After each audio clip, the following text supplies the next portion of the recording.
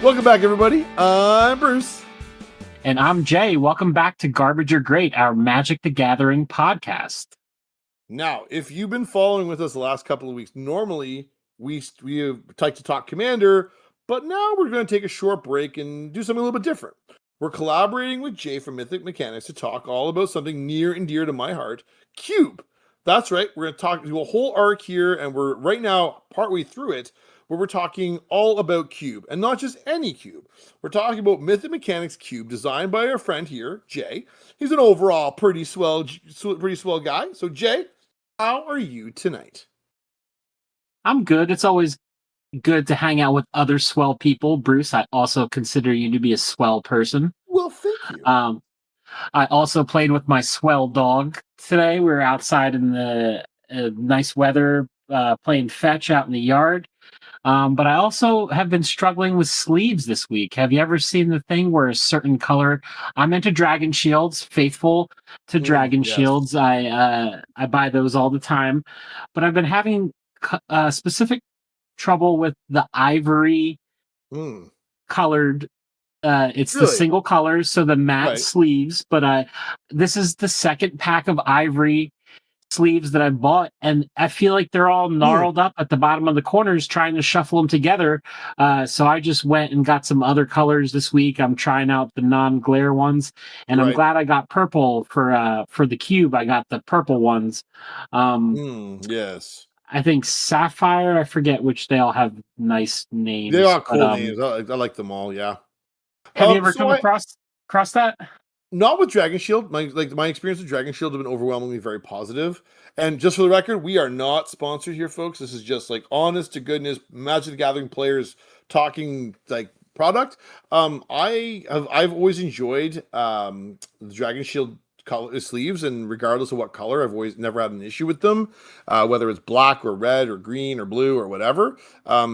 I have had issues with Gamegenics sleeves in the sense that they stick together seemingly more readily than some of the other ones, but never had an issue with Dragon Shield. And you say it's one particular color. Oh yeah, I've never had trouble with any other color. It's just the ivory color. It's sort of a vanilla, not a khaki color, but like a vanilla sort of color, like a off-white. But yeah, it's only that. That's why I thought it was very interesting, because it was only that color. I don't know if it has a different chemical or a different substance that they use to make that color sleeve. But yeah, it's fun stuff.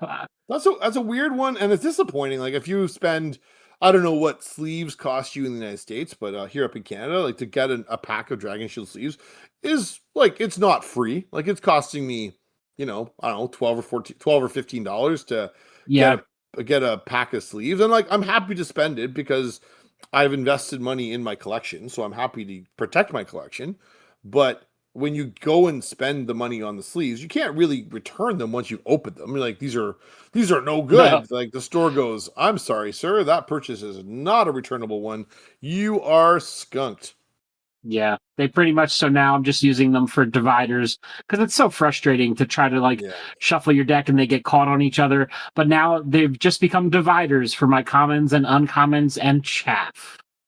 Oh dear, they've been relegated to divider mode. Oh no. Yes. How the mighty have fallen. I will be honest, my week has been it's been a good week. The weather has been really, really lousy. Like, so on Friday of last week, we had a beautiful sunny day. It was like 23 degrees Celsius here. It was warm and sunny and beautiful, and you're like, wow, spring is here and it's nice. And then today it was single digits, it was rainy, and it was cold, and it sucked. And I'm like, oh, it takes such a toll on everybody's like mood at school. Like, I'm a school teacher, so it's like all the students are like noticeably less happy, and everybody's sort of struggling to get through the day. So I'm hoping that for the nice weather is coming soon. I know everything tells me it is. It's like, it's inevitable. It's Canada in the springtime, and it's it's slow to get here, but boy, oh boy, could I do with some sun and some nice weather. But anyway, okay. Are you ready? Let's get to the task at hand, my friend. So we are going through the Mythic Mechanics cube and breaking it down color by color and looking for ways to refine the cube list, add to the fun, and generally help players understand what they might expect from being part of the draft experience of this cube. So, Jay, could you help our audience, briefly summarize what your cube is looking to do? The Mythic Mechanics Singleton Cube.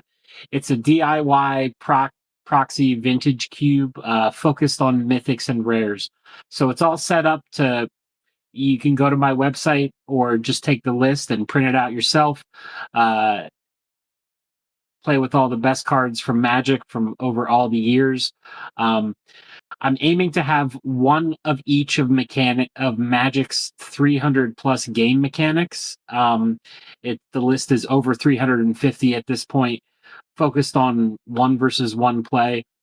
Each card's chosen to be great on its own. There's some nostalgia in there, Mhm. but it's kind of going back to the old school ways of Magic, not focused on combos or synergy, but focused on uh, bombs, removal, evasion, aggro, and cards that affect the board. Nice. So today we are looking at black cards. And so we previously had done look at white and blue. So if you would like to go back and look at previous weeks and how we've sort of dismantled those or looked at those ones in sort of isolation, we're going to repeat some of that process here for blue. So for black. So looking at the black cards, there, Jay, looks to me far more that this is like you were sort of envisioning black being a color combination that really was supposed to be played in by itself as monochromatic. But were there any other like sort of themes or directions that you were sort of hoping to express through the cards picked in your for your cube? Going back to my old school nostalgia of playing black on the living room floor and kitchen tables. When I think of black, I think about tutors, I think about graveyard play, discard, and also some of the best removal in Magic, right up there with white. Um, so I want every color to have good removal. And at this point, it's becoming clear that I'm comparing all the colors to each other at this point. So now we've noticed that black is one of the stronger colors. It has a lot of tutors. And in my first iteration, I was just focused on getting one of each mechanic and a balanced amount of creatures.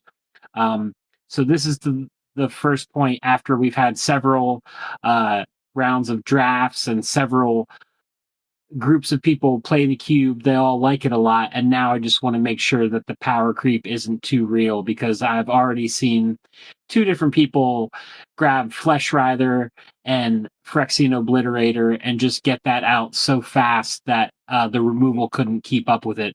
Um, so just trying at this point, trying to make sure that the cube is balanced, fair, and people will appreciate playing it over and over again, just as much as they did the first time through. Perfect. I think what you sort of summarized was sort of like some of how I look at black when I talk about black in terms of like looking for a commander deck or even looking to draft. I'm looking for efficient removal, probably first and foremost. That's what I really am. The black is known for. I am probably also looking for things like trading my life points for either more cards or some other resource that I can use to advance my position.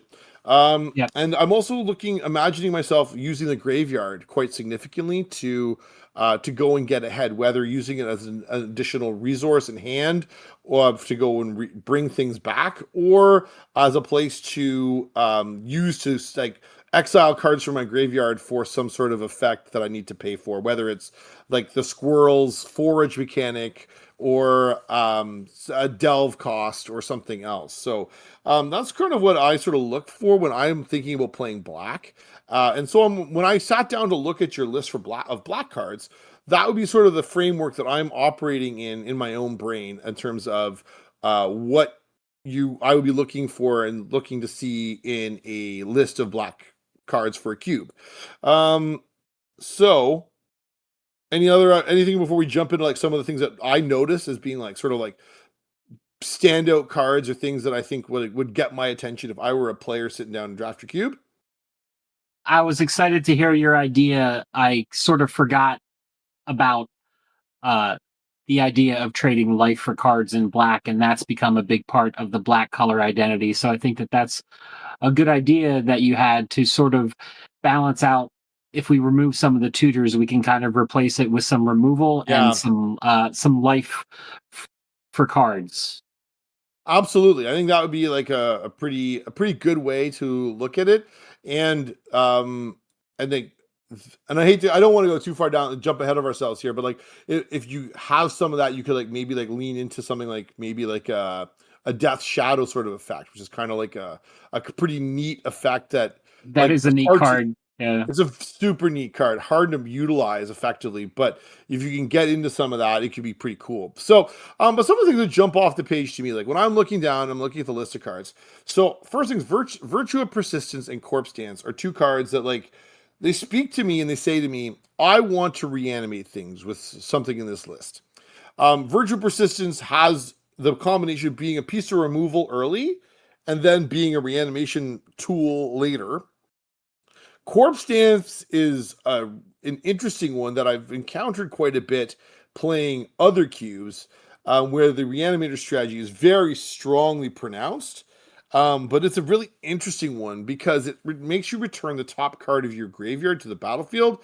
And it's one of the few cards that does that, making it a really Yeah. interesting option for a reanimation spell.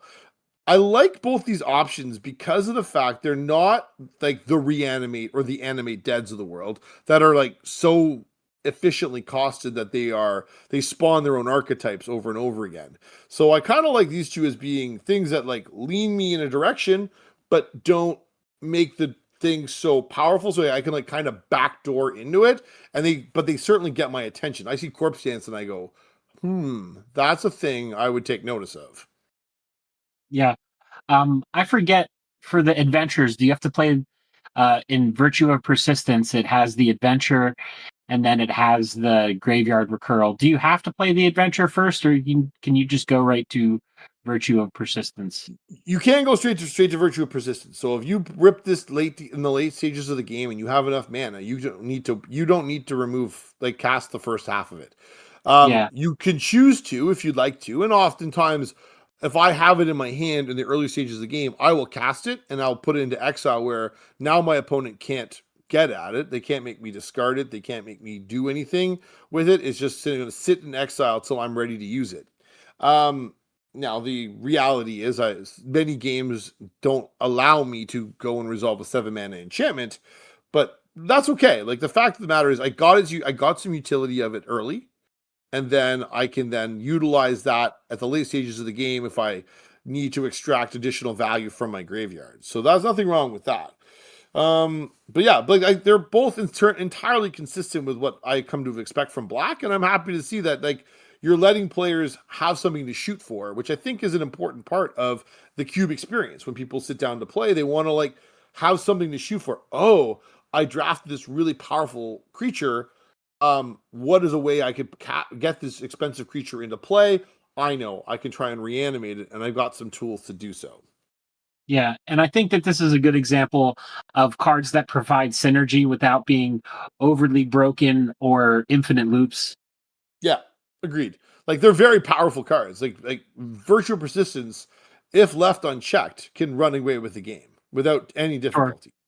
sure. Um, I also like the fact that you've got like a pocket of synergy. And like we really highlighted this with your blue and white cards, where like the pocket of synergy that allow players to like get into something and go A plus B that does something that's powerful but not inherently broken is really quite Yep. something that I like. And so your aristocrats the theme is quite like this sort of style of like having some good enablers and some good payoffs that you can get into. So I see things like Sephiroth, Sephiroth in particular, but Blood Artist 2 and Funeral Room all have like a reward for having things that you control die. And then you've got some enablers like Bitter Blossom, Tenacious Underdog, and Jadar Ghoul Caller of Nephalia as ways that you can enable those sorts of strategies by providing cheap recurable fodder that's going to allow you to extract good value from those things. So, also I will add at this point here, like I definitely took note of the fact that Children and Orcish Bowmasters are both in this list as well, and they're probably two of the more powerful cards, like just writ large, that I've seen in your list. Like, there's other cool, powerful cards. Like, I'm like everything's very powerful, but like Yes. of all the things, like these are two that make me really sit up and take notice because of the propensity they have to be abused and really skew like basically the moment they hit the board, the game becomes a mini game about how do I get them off the table and how do I protect them for both players. So that's really the whole thing. Yeah, I think you're 100% correct there. Um, I think I put those in there for the wow factor. They're sort of iconic black cards that I felt could almost fit in pretty much any deck and almost play themselves.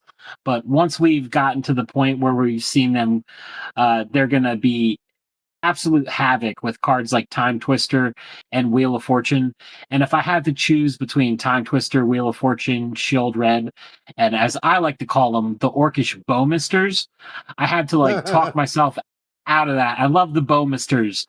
Um, but I had to talk myself out of saying it that way when I was doing some of the social media things because I had to kept redoing another take because I was like Orcish Bowmisters and like no nobody's gonna get that, but that's what I call them. But I am leaning towards just taking those out because again, if you want to play a Necrozar style deck, there's plenty of other formats where you can play a Necrozar uh, Yeah. punish for drawing group slug kind of deck. There's plenty of other Yeah, like places to do that. the danger you run into with like Shieldred is the fact that like Shieldred and like a Time Twister is literally we're playing like you're counting the 14. If you can Yeah, get your opponent to 14 and then fight your Time Twister, it's game over. And sure. that's just what it is. And it makes it Right. hard, right? Like it is a I know there'll be people out there that say, well, I like to do that. And I'm like, that's fair. I appreciate that. But I also have been the guy on the other end of that, where someone has like shouldered me right out of the game, and it kind of stinks. And I'll be honest with you, I agree with you. I think Time Twister and Wheel of Fortune are sort of like these super iconic old cards that I would say I would want to prioritize keeping them, and we can find other things to play in place of the Orcish Bowmasters and the Shoulder of the Apocalypse. No, we will have a conversation later, I think, about what that might look like because these, like I said, these are two of the singularly most powerful things you could play, and they are very, very potent and skew the game. Bottom line, like they really do. The whole game becomes around them. So it might be an interesting conversation. Like, what do we replace them with? Right. Or if we get very solid removal in each color, then maybe we keep the Orcish Bowmasters and just get rid of Shield Red. But Yeah, I yeah, think yeah, they're very oppressive cards. And again, like I said, you want to play against those cards. There's a million other formats to play against those cards. I've known, I know the feeling too. It's like you shuffle up a 100 card commander deck and drive to see your friend, go over their house, and they yeah, play Necrozar, and you're like, oh, I just shuffled 100 cards for that. Like yeah, we yeah. could have I hear been we exactly. could have been playing 60 card decks. Yeah, exactly, and it ends up getting kind of silly at times. Now, Yeah, I do want to talk about the tutor package that you have in this list, and we talked about the power of tutors. We talked about white, particularly for the artifact suite with this the Stoneforge Mystic and that sort of package, and with blue you had some other again powerful tutors, War of Invention, that sort of things. The black stuff is super interesting because of the fact it's so open ended. Whereas like blue, you have to go get the artifact, or the white, you have to go get the equipment. But the tutors here are open ended and they're very powerful. So you have Beseech the Mirror, Sidisi Undead Vizier, Dark Petition, and Mausoleum Secrets. So people are probably familiar with Beseech the Mirror and Sidisi. They both have a mechanic where you sack a thing and you go get a thing. Um, and Beseech the Mirror is crazy because it puts it right into play. It's like a tutor, a 4 mana tutor, and up to a 4 mana ritual effect stapled together. yeah, The Dark Petition is interesting. It is 5 mana, And if you have spell mastery, meaning you have 2 spells or like 2 instants or sorceries in your graveyard, you get 3 black mana paid back to you, meaning you can then resolve again another powerful spell. Mausoleum's Secrets is the one that sort of jumps off the page as being something that's like doesn't match up with the other ones. So this is 1 and a black for an instant with Undergrowth. So search your library for a black card with converted mana cost less than or equal to the number of creature cards in your graveyard, reveal it and put it into your hand, then shuffle your library.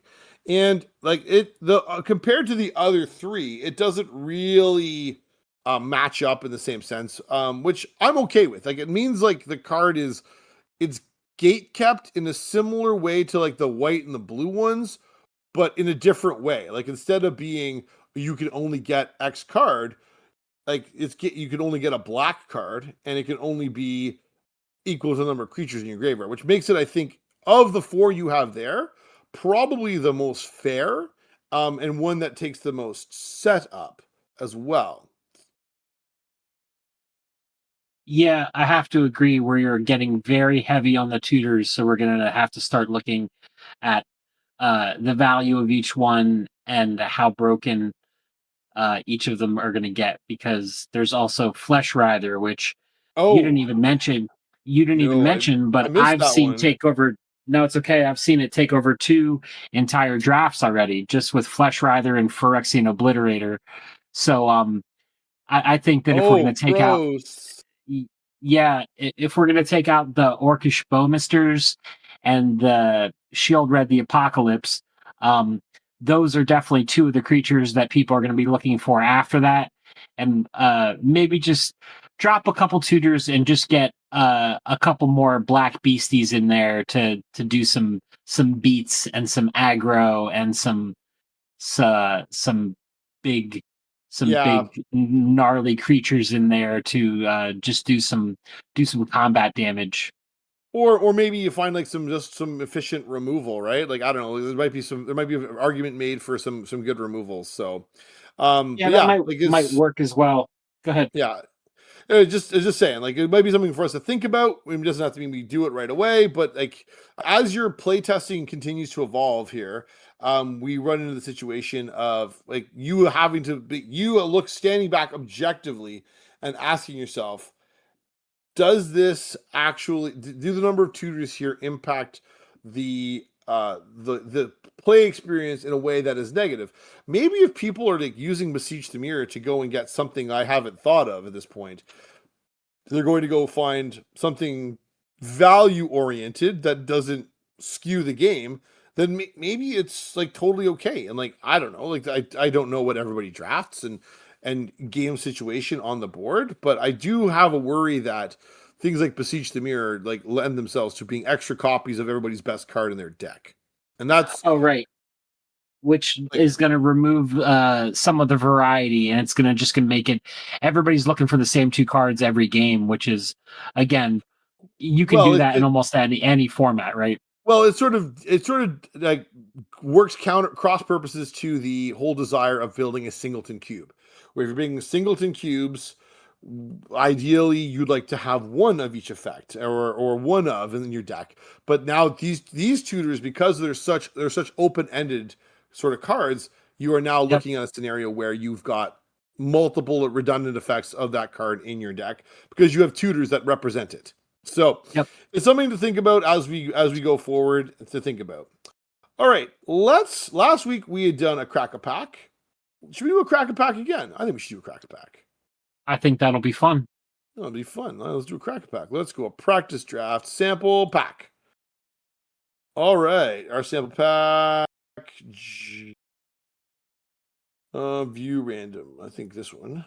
All right, our sample pack.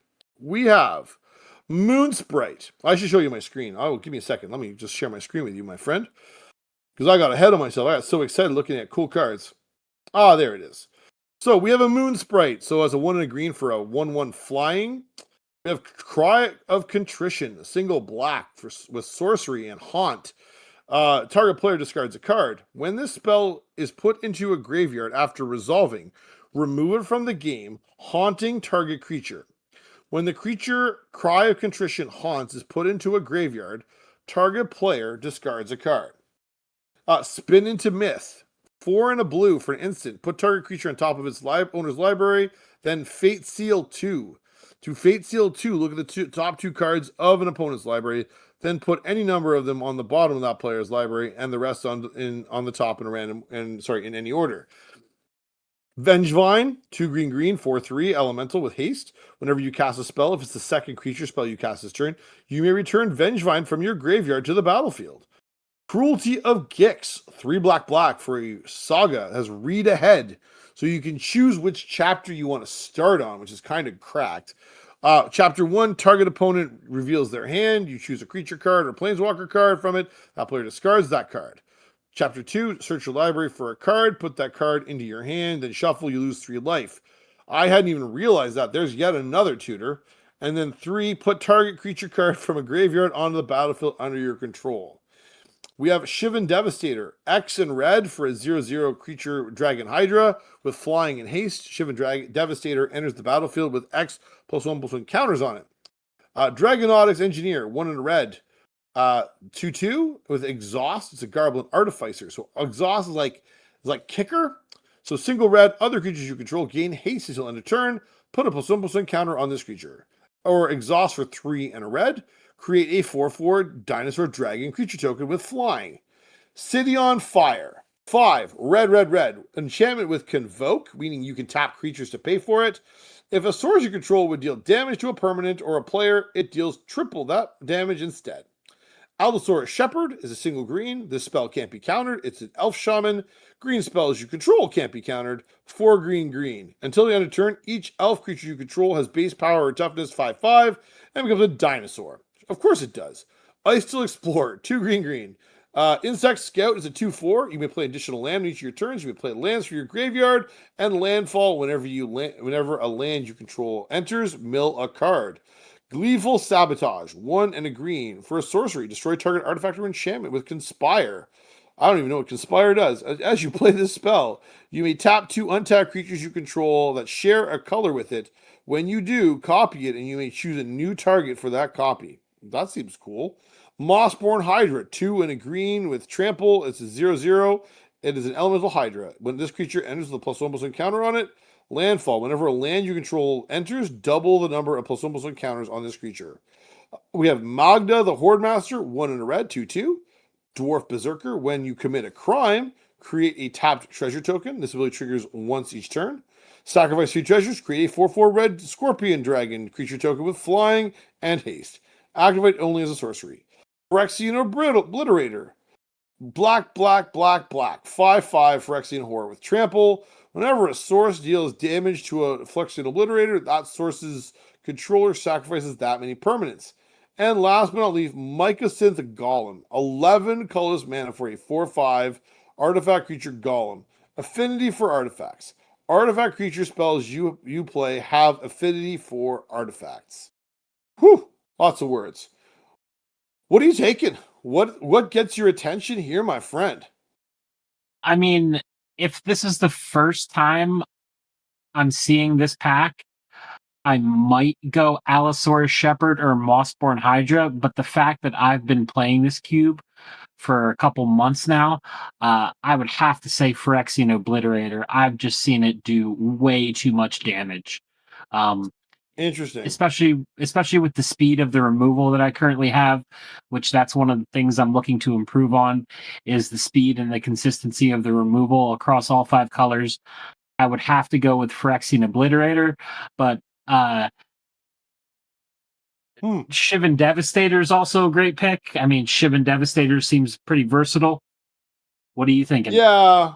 So I would actually lean away from the Obliterator to open my pack. If I was already in black, I might then take the Obliterator, but I wouldn't start there because taking quad black is a very prohibitive cost.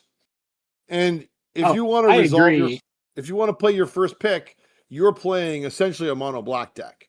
So I'm going to be honest. I wouldn't want someone else to have it. I might just take it just so someone else doesn't get it, even if I don't play black. Right. But I might just that might just be some PTSD from already losing a couple games to Phyrexian Obliterator. Well, I think maybe some recency bias is figuring in there for sure. Because I would not be as worried about passing it first time round. Now, the danger is asking yourself, are there eight cards that are better than it that you're going to have passed through? Because I think my inclination is I would be looking at either Ice Till Explorer or the Mossborn Hydra or the Shivan Devastator. Um, Yeah. Well, let so me ask you this. Let me ask you this question.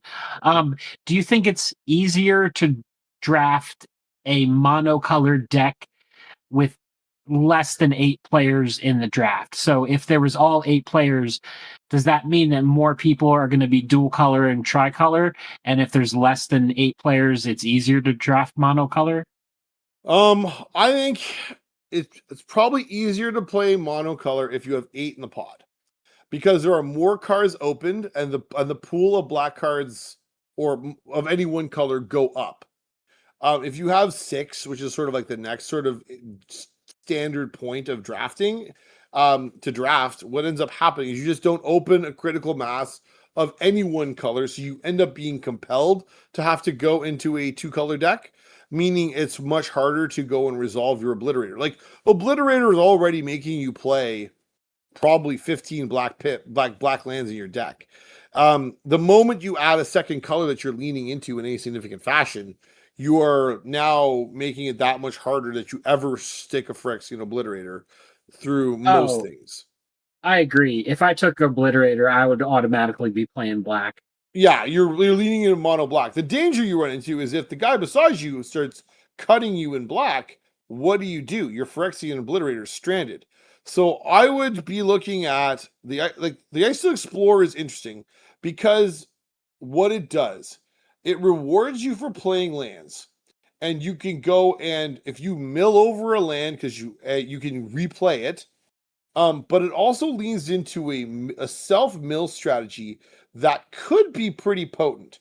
I don't know if there's necessarily a lot of huge payoffs, but like for instance, I see Vengevine in this list, like in this, and I'd be like looking to wheel Vengevine. I take Ice Till Explorer, looking to wheel Vengevine, and hope to goodness I can mill it over, cast Yeah. 2 spells, and get it back for free.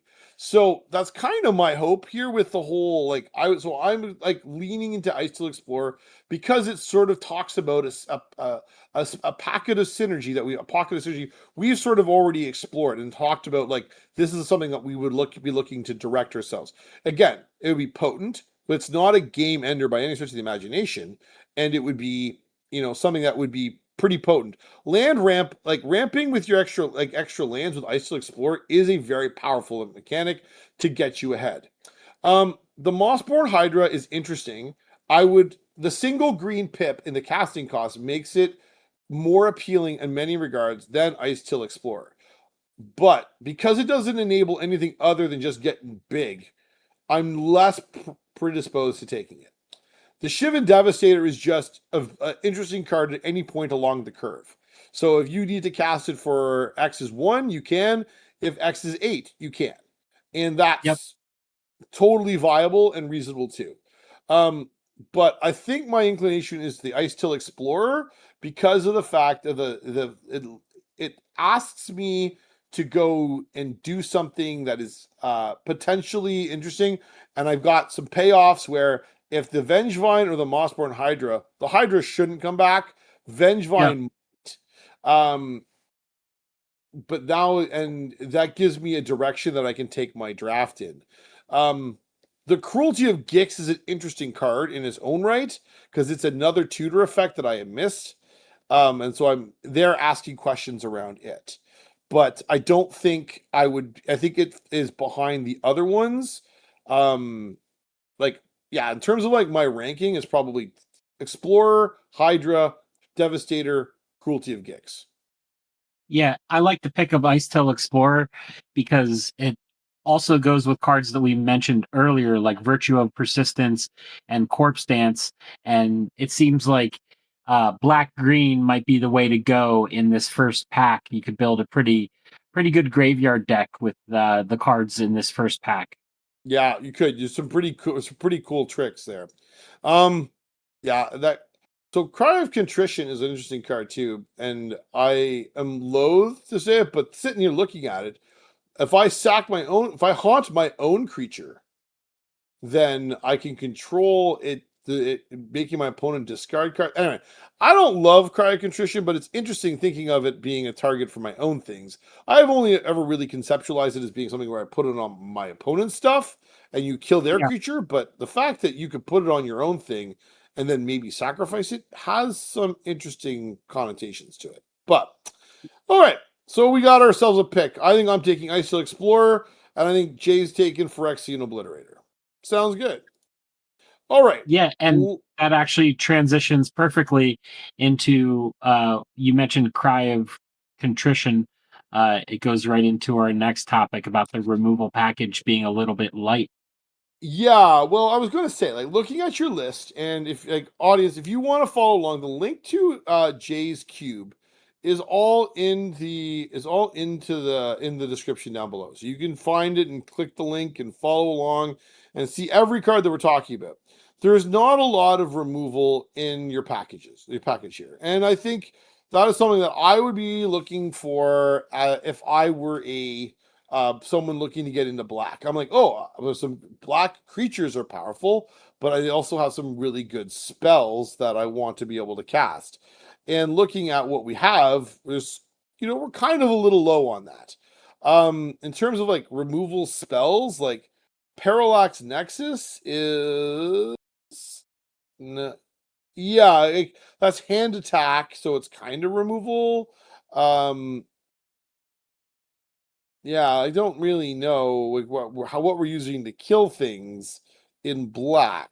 So I would think like if I were looking to change the play experience of my players, Cry of Contrition being a card with haunt is not a very appealing mechanic in the first place and not a very appealing card. I would be looking to probably find another card with haunt that we might be able to put in the list in lieu of Cry of Contrition. Seize the Soul sort of came to mind as being a card that has the haunt mechanic but is also a form of removal. It's a little bit clunky at 2 black black, but so 2 black black, destroy target non-white non-black creature. So it's a little clunky, and it's got haunt. When this card haunt dies, destroy target non-white non-black creature, and then create a 1/1 white spirit token. So you can get some removal out of it. It is instant speed. It does have haunt. It's a bit of a stretch, but anyway, Jay, what do you think? I like the suggestion of Seize the Soul because so far the focus that I've had was on colorless removal, but it's been very clear through the first couple months of people testing this is that the colorless removal is just kind of slow.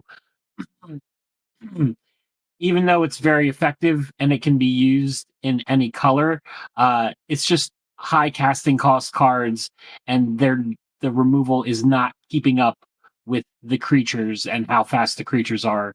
So Right. it's just turned into an aggro. Whoever can draft the lowest casting cost with the highest power um, Right, because stuff. there's really no way to derail your opponent at that point.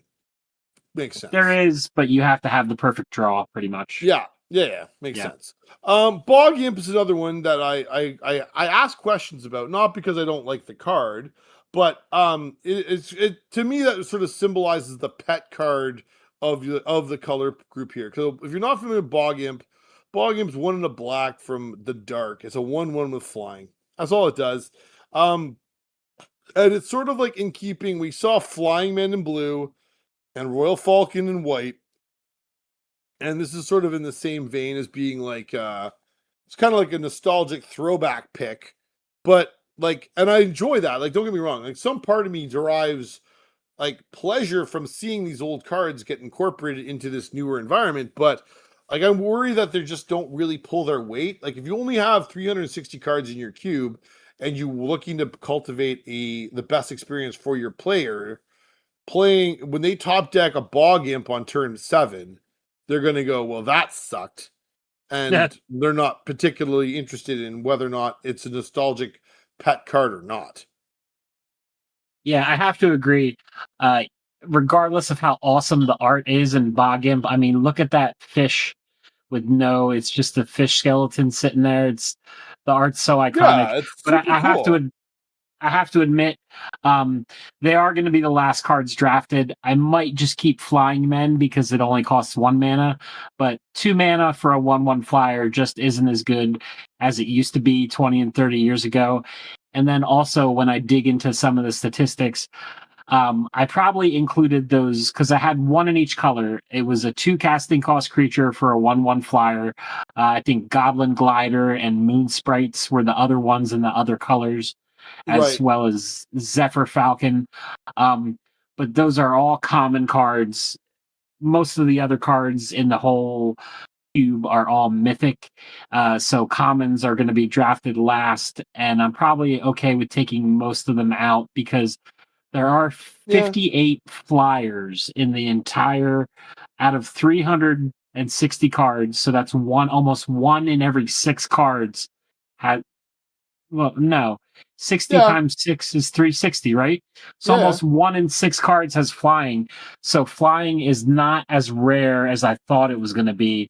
So those cards just go down even more in value.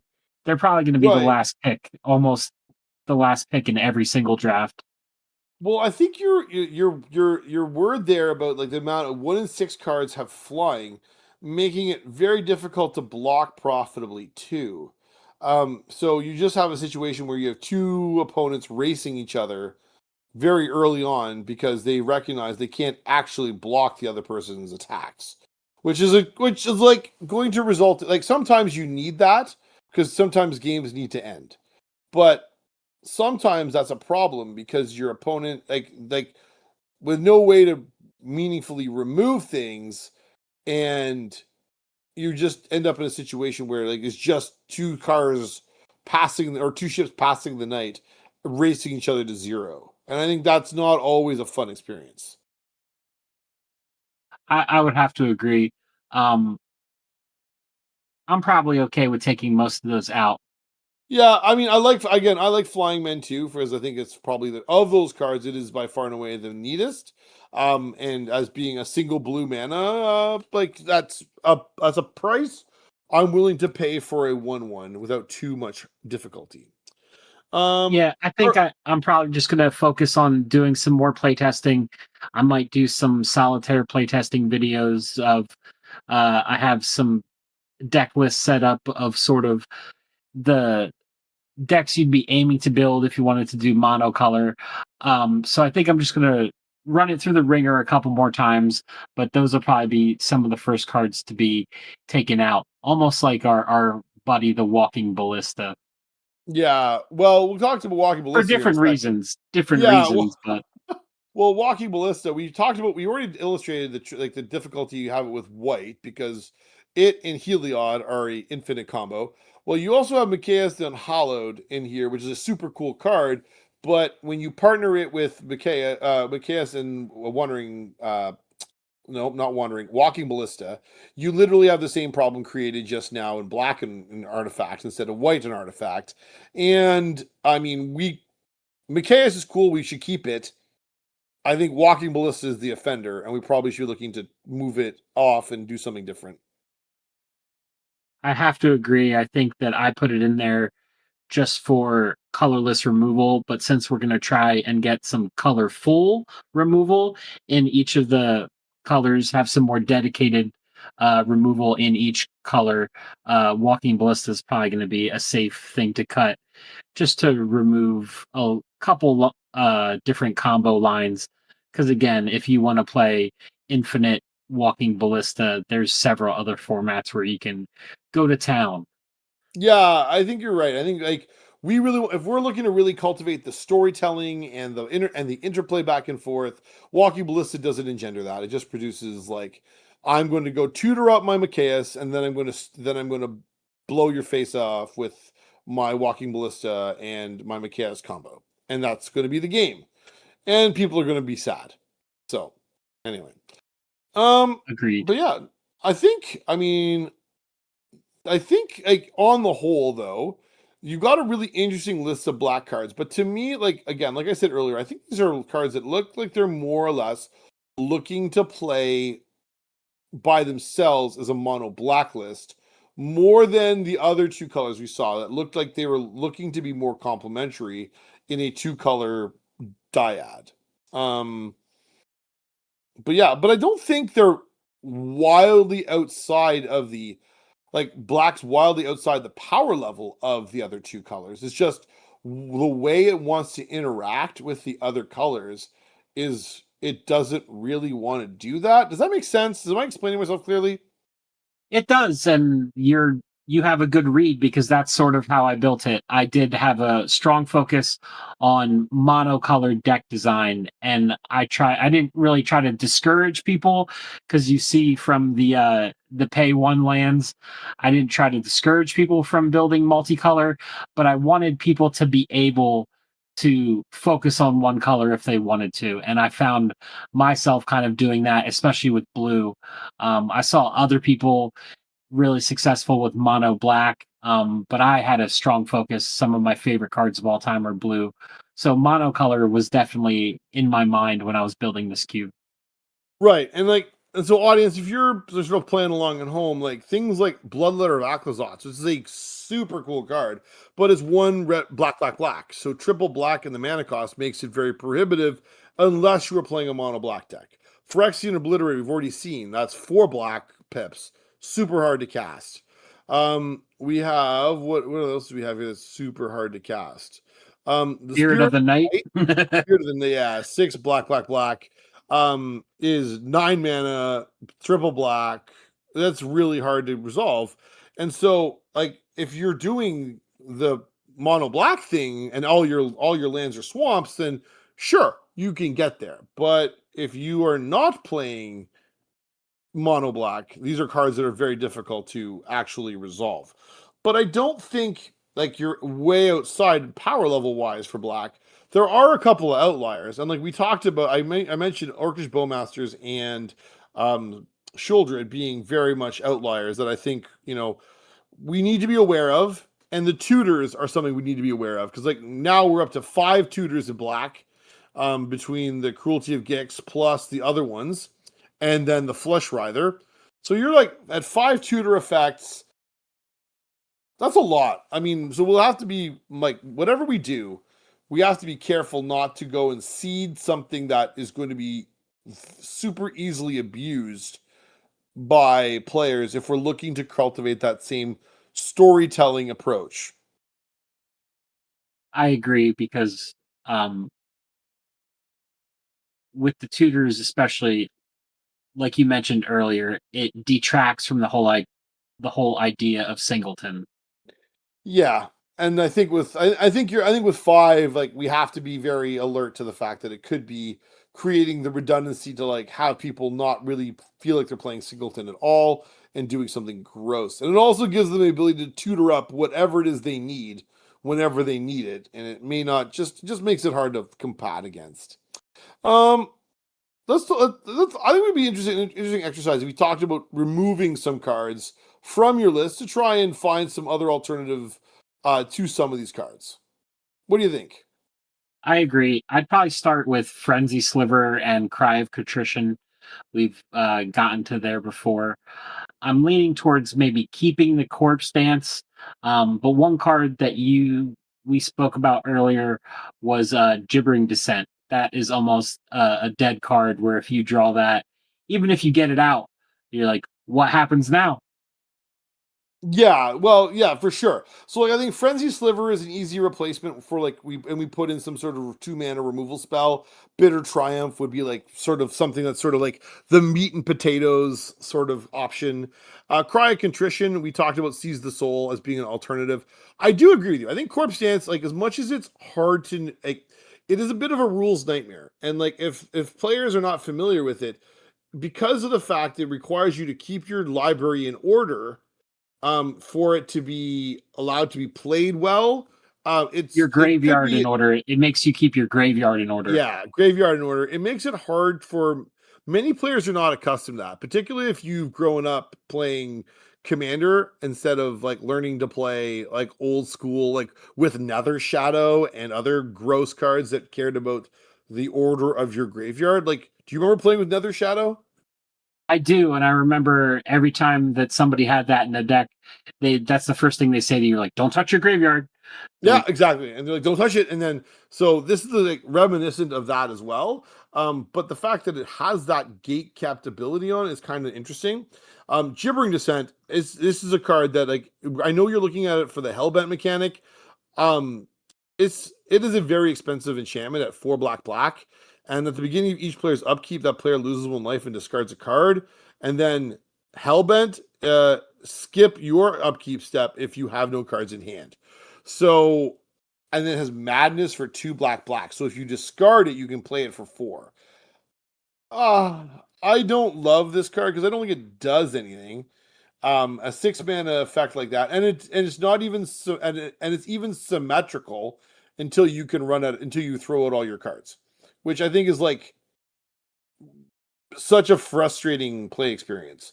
So finding another alternative for Hellbent might be a better option. So Ragamuffin or Nihilistic Glee.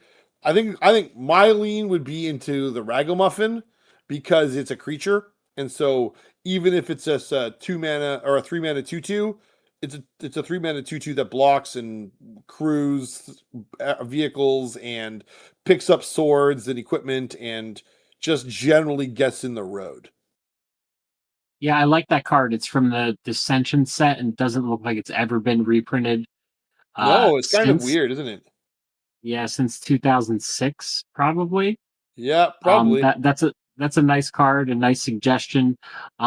There's only about 20 cards with Hellbent. We don't have a large selection to go No, from. it's like as much as like it's one of those words that is like persisted in the game of Magic, right? Like I still hear people now talking about being hellbent, right? Oh, I'm hellbent, and it's vernacular in the game of Magic that people remember, but the actual number of cards with it actually printed on it is very low and not very compelling. So it's interesting. And like, I'm glad you're trying to include that because I think that's going to add some interesting variability to your cube because you're playing kind of weird mechanics and kind of weird cards. And I like that. It makes it interesting. Like, how do I play Ragamuffin in a way that makes my deck useful or make it useful, I guess? Yeah, I have to. Every time somebody's playing Hellbent, they're just going for Infernal Tutor. But that card doesn't really make too much sense in a Singleton environment. Well, unless you're hellbent, exactly right. So yeah, it's just not a good card. Cunning Lethomancer is one that I understand, like sort of the appeal, but like 2 black, 2/2 human wizard. At the beginning of your upkeep, each player discards a card. Like I just question whether or not this would be a card that would create a positive play experience for your players, or if they're going to say, well, you know what, I don't really like the feeling of discarding my cards every turn. I would really rather not. And so I I'm a little bit apprehensive around this sort of card because I just don't think it creates an environment where your players are going to have fun with it. Especially on turn two. Maybe if you get it out earlier, I think it might be valuable if you've already filled your graveyard or you have some sort of thing we talked about earlier, like Virtue of Persistence or Yeah. Corpse Dance. It would have worked great with Shield. Now I'm thinking of the other Shield Red, the Whispering one. Um, Oh yeah. but this would be very hard to play on turn two, especially in a draft format where you probably still have a full grip of cards. Yeah, it's tricky. Cunning Lethomancer is tricky. Um, but like because it's symmetrical, like if you could lean into the self discard package, like maybe you discard something cool to reanimate, and you can get something gross back with Corpse Dance. I don't love it. Like I think lots of times people are just going to find this is just an engine that sits on on the battlefield and makes everybody burn their cards and throw them in the graveyard, and for really little to no value. because the ability to recur such things is limited in this cube environment, which is fine. Like there's nothing wrong with that. But if you're going to have limited ways to recur, then having cards that accelerate the rate at which things get thrown in the graveyard may not be something that players are like super excited about. Yeah, especially because I don't think black is one of the more aggro decks where you would be able to dump your hand immediately and then have it just be a one-sided effect where you would be getting Yeah. the advantage. Yeah. So You're not yeah, going to be able to dump your hand that quickly. no, you just can't break the symmetry on it fast enough, and so it just sits there and it's a feel bad for both players. Yeah. Dark Confidant is an interesting inclusion in this list. Do you have any worries about that as being something that is a problem for players? It seems a little risky to me, but like as I talked about earlier with Wheel of Fortune and Time Twister, I like a little element of variety and risk. Um, I just think you would really need to draft around it and make sure you're taking low casting cost stuff because there is a lot of high casting cost stuff in this cube. So if you build around it, great card. If you just try to throw it in any deck, you might just end up killing yourself. Yeah, I mean that's one of the dangers with Dark Confidant, and I'm pretty okay with it making it being like a sort of a mini game that the player in Mono Black has to play and decide if they want to do that because of the fact that like they are getting cards. Like it's a pretty powerful card advantage tool because in a draft deck, if you have 17 lands and 23 spells, you have a pretty good opportunity of going 50-50 on whether you rip a spell or a land with your dark confidant. And you that's big game, frankly. Yeah. And I suspect that this sort of cube being very much like looking like it's attrition based, and we are prioritizing playing to the board and doing that sort of gameplay. It's going to be a thing where the card advantage is integral to making sure that the black player pulls away from the opposition. So Would Dark Confidant go well with Cunning Lethomancer now that we see them right next to each other? I still don't think so, right? Because like one is a one-sided tool to help a player dig into their deck. And we want the players to dig into their deck to find things to do. I don't want them having to throw their cards in the graveyard because that deprives them of options, right? But And if Dark Confidant's giving you two cards a turn and the other player's only drawing one card of turn, well, doesn't that put you ahead with Cunning yes, Lethomancer? yes, it does. It helps break the symmetry on it for the player who controls both Cunning Lethomancer and Dark Confidant. But one of them is a singular sided effect. So Dark Confidant only impacts me, right? Yes. You as the opponent who doesn't have a Dark Confidant on their board, it doesn't impact you even in the slightest, other than affords me more resources. But the Cunning Lethomancer impacts both of us. And so both of us Oh, feel bad. Both sure, of us but the Dark Confidant is sort of offsetting 50% of that. They also curve together. I mean, maybe yeah, I'm looking at it the wrong way. Like you would get Dark Confidant out a turn earlier, and then turn three play the Cunning Lethomancer, and then that sort of forces the other person to be discarding, whereas you almost get to choose as long as you're not yeah. ruining your own life total with Dark Confidant. You almost get to choose, but No, for um, sure. And yeah, there is a world where the two of them play hand in hand and are effective tools beside each other. yeah. And that's there's nothing wrong with that. That's cool. Like I kind of like that kind of like way of looking at it. Um, but they end up being very niche options for I think many decks. And so I mean, I think the reality is going to have to be when you play test, you have to and you see someone play the Cunning Lethomancer. I think the question has to be asked how did it feel to play the card? Did you like it? Did it play well? What were you trying to accomplish by playing Cunning Lethomancer?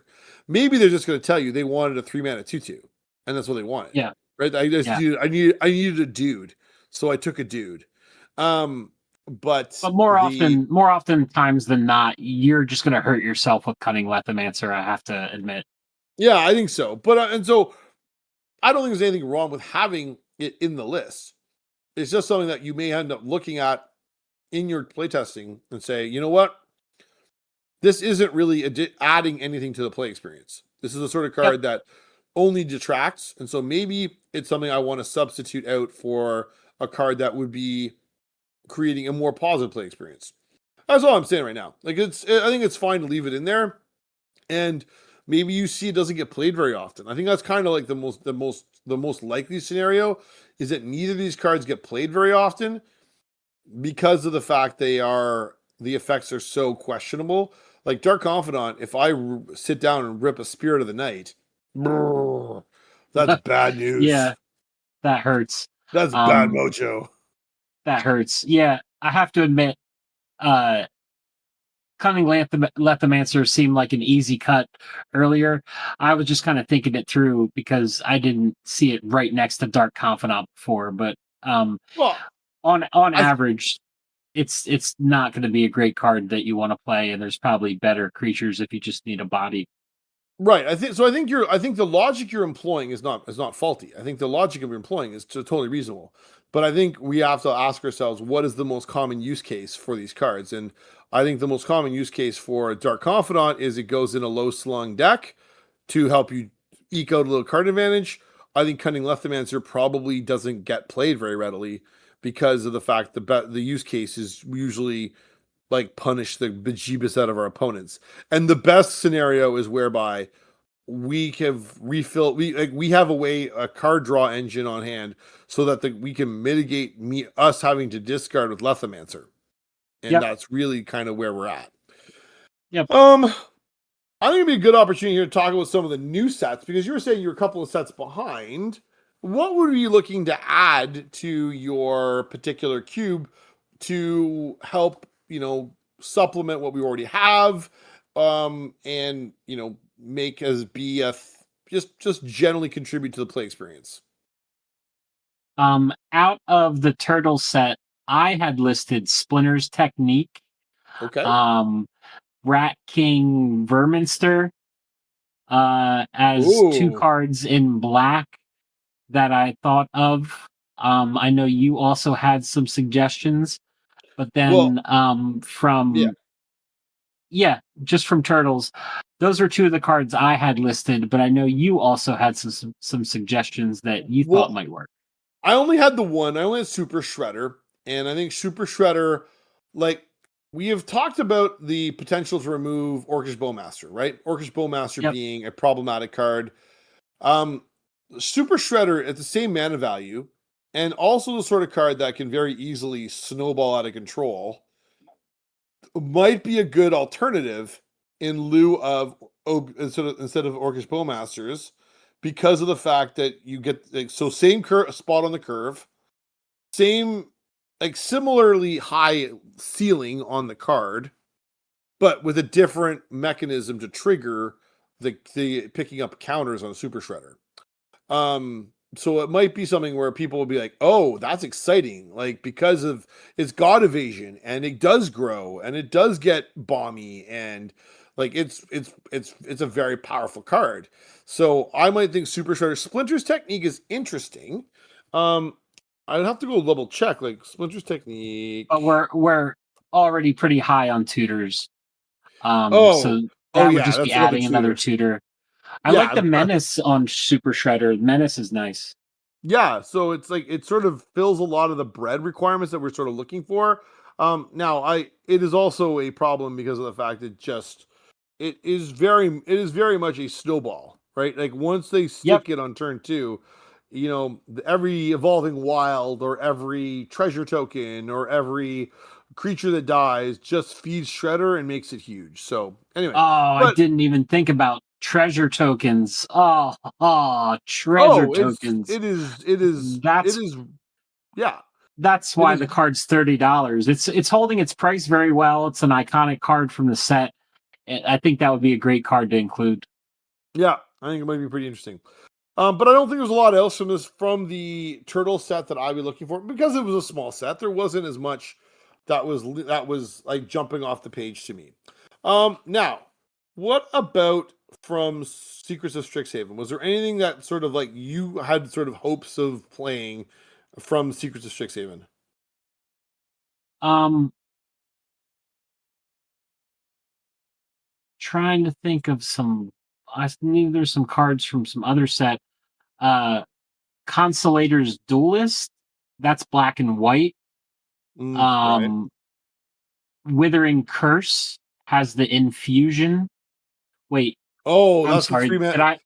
Is that You the said three straight. man Did you Secrets say of Strixhaven? Secrets of Strix? Yeah, Yeah, Withering Curse is 3 mana for a board sorcery, wipe. two black and one other. All creatures get -2/-2 until end of turn. Infusion. If you gained life this turn, destroy all creatures instead. I do like that card. I think that's a pretty interesting 3 mana Wrath. I think that's a pretty cool inclusion. I don't think that's. I see nothing wrong with that.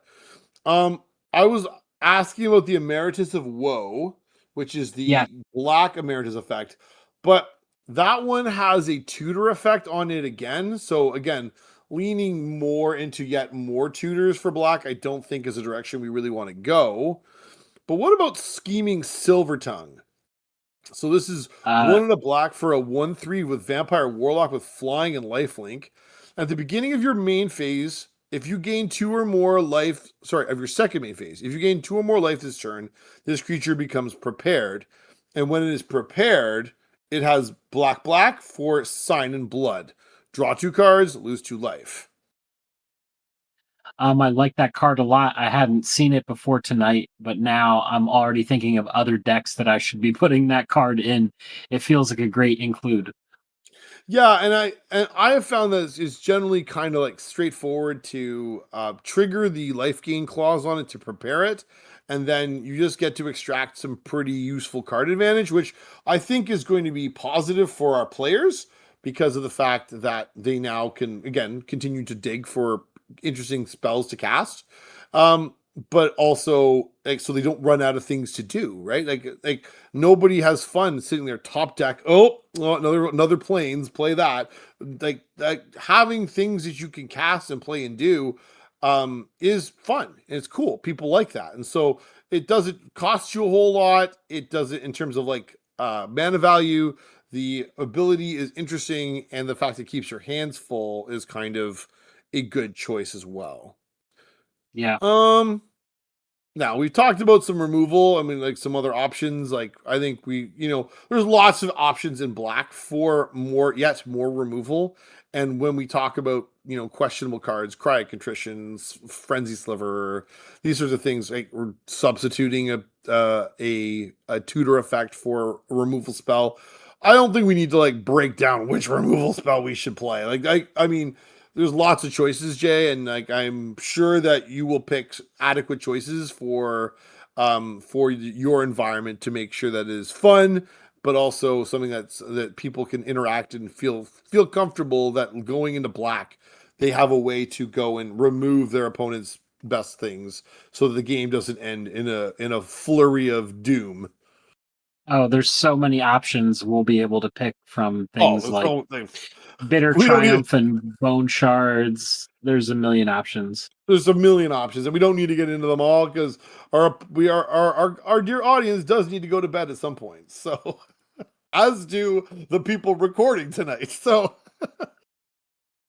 um, anyway, Jay, any last thoughts before you wanted to before we look to start wrapping up what we're doing tonight? No, just check out mythicmechanics.com. And you can also find those two words on YouTube and Instagram as well. See some packs getting cracked and do some pack one pick ones. And then check out the Epic Experience podcast on YouTube and garbagergreat.com, garbagergreat on Instagram. Check us out. Leave a comment. Let us know what you would pick. Yeah, and let us know what we got wrong, because I'm sure everybody out there in the Magic community has got an opinion. That's the best part about this community. There's so many people, so many perspectives, so many different people got ideas about what should go in cubes, what should go in decks, what should get played, and that's awesome. That leads to a vibrant conversation, and it's always interesting to hear everybody's perspective. All right, folks, thank you very much for joining us here on Garbage or Great, and thank you very much, Jay, for joining us tonight. Again, all the information you're going to need is down in the description. Go check it out. Please like and follow, subscribe, comment, do all the things. Engage with us on social media. We love you all, and have a good night. Have a good night.